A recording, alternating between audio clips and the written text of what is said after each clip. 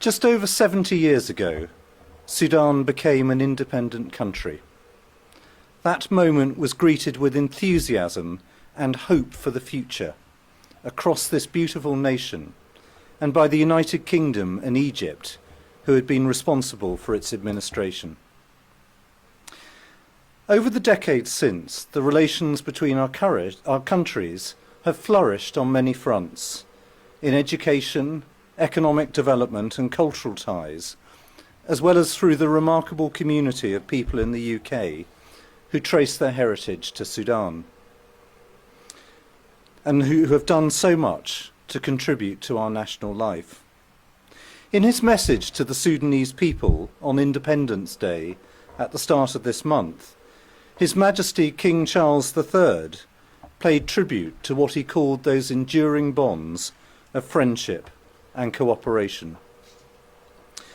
Today, of course, Sudan is enveloped by a cruel and needless war, which has exposed its noble people to starvation, inhuman atrocities and displacement. That war has lasted more than 1,000 days, and every day it continues is a further tragedy. As His Majesty made clear, the United Kingdom stands in full solidarity with the people of Sudan at this dark time.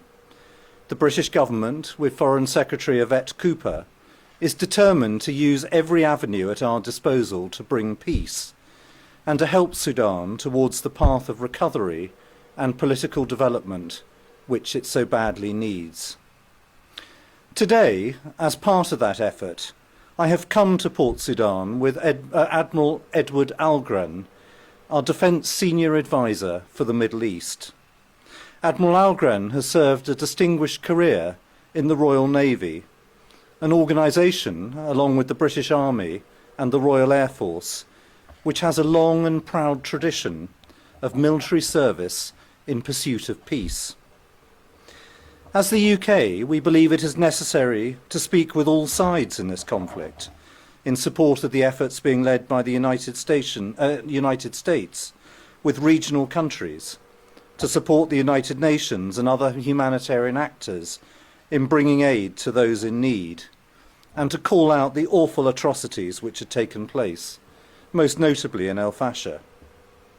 To talk is, of course, not always to agree. The Admiral and I are most grateful to Rais al-Majlis al-Intakli and his colleagues for receiving us in Port Sudan. We have just held an important conversation with General al-Burhan about the current situation and the urgent need to achieve a ceasefire.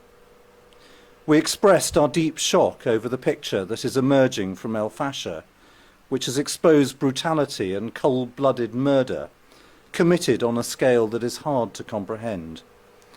We've also talked about the importance for all sides to adhere to their commitments for protection of civilians under the Jeddah Declaration and international humanitarian law. Ongoing airstrikes against civilians and illegal detention are a violation of those principles. Next month, the United Kingdom will assume the rotating presidency of the UN Security Council.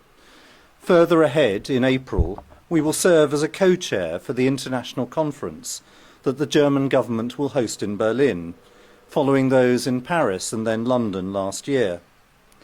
As the Foreign Secretary has made clear, we will use our influence there and through our close partnership with the United States, Norway, the United Nations, the European Union, the African Union, and with all those countries in the region and beyond, in an unstinting search to prevent further bloodshed and bring peace. In his message at New Year, His Majesty the King committed the United Kingdom to stand in solidarity with the people of Sudan and wished them strength in their pursuit of peace and stability. It is in that spirit that Admiral Algren and I have come here today. Thank you.